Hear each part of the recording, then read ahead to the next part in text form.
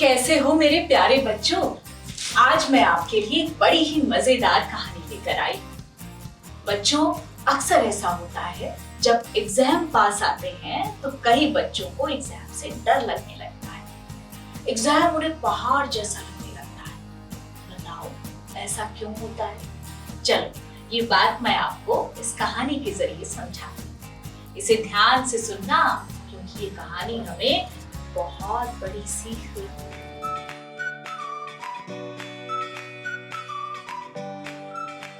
पुरानी बात है, गेहूं के खेत के अंदर एक बड़े से बिल में बहुत सारी चींटियां रहती थी।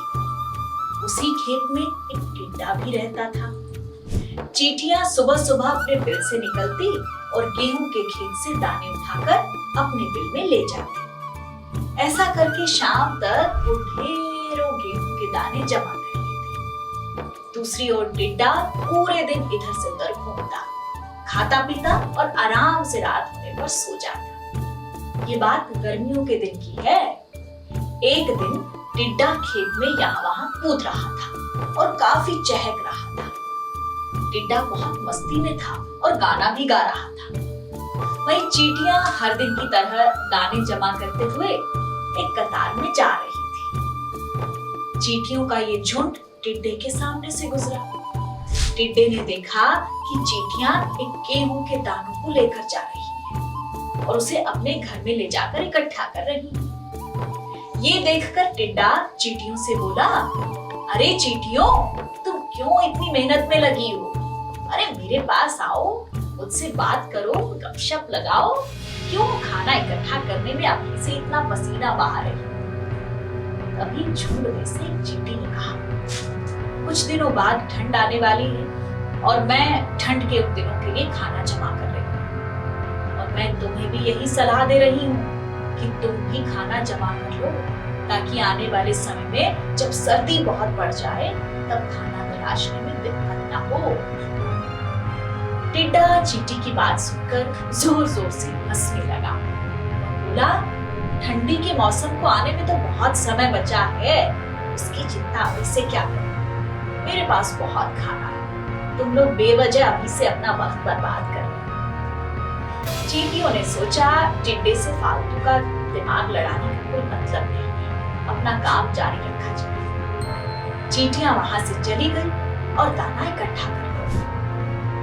टिड्डा हर दिन चींटियों को खाना इकट्ठे करते हुए देखता, लेकिन उसके दिमाग में ये बात कभी नहीं आई कि उसे भी खाना इकट्ठा कर लेना चाहिए। बच्चों, असल में ठंड के दिनों में गेहूं की फसल खेतों में बोई जाती है और गर्मी की शुरुआत में ये फसल पक जाती है और फिर इसे काटा जाता है। कटाई के समय गेहूं के दाने खेतों में बिखर जाते और यही दाने चींटियां गर्मियों के दिनों में इकट्ठा कर रही थी। दिन बीतते गए, आखिरकार ठंडी के दिन भी आ गए।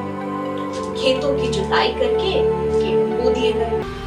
खेतों में चारों ओर मिट्टी ही मिट्टी दिखाई देती थी। टिड्डा खाने की तलाश में बाहर निकलता और खाली पेट वापस लौट आता। अब वो भूख से बेहाल रहने लगा, दाने दाने का मोहताज हो गया। उसके उलट चींटियों के पास खाने का भंडार था। उन्होंने गर्मी के समय से ही अपने दाने जमा कर रखे थे, इसीलिए वो ठंडी के दिनों में भी आराम से खाना खाती है। टिड्डा आखिरकार चींटियों के पास मदद मांगने पहुंचा। उसने चींटियों से खाना मांगा। चींटियों ने कहा, गर्मियों के दिनों में जब हमने तुमसे कहा था कि सर्दियों के लिए खाना इकट्ठा कर लो, तब तुमने हमारी बात नहीं मानी और अब यहाँ आ गए मदद मांगने के लिए।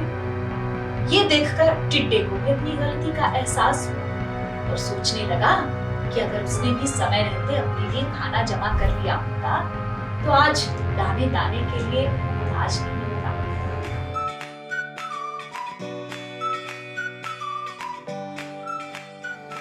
तो बच्चों, बताओ कैसी लगी आपको ये कहानी? ये कहानी हमें शिक्षा देती है कि हमेशा आगे के लिए योजना बनाकर चलें।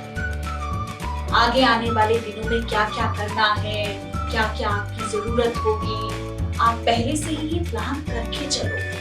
उसकी तैयारी कर लोगे तो ऐन वक्त पर आपको परेशान नहीं होना पड़ेगा। इसे कहते हैं अंग्रेजी बिजी में प्री प्लानिंग ये सबको करनी चाहिए। आपको अपनी पढ़ाई लिखाई में भी ध्यान देना चाहिए। जैसे कि आपको पता होना चाहिए कि कब आपके पेपर है, कितना सिलेबस आना है, फिर उसकी तैयारी कैसे करनी है। समय के लिहाज से पहले ही उस काम में जुट जाओ।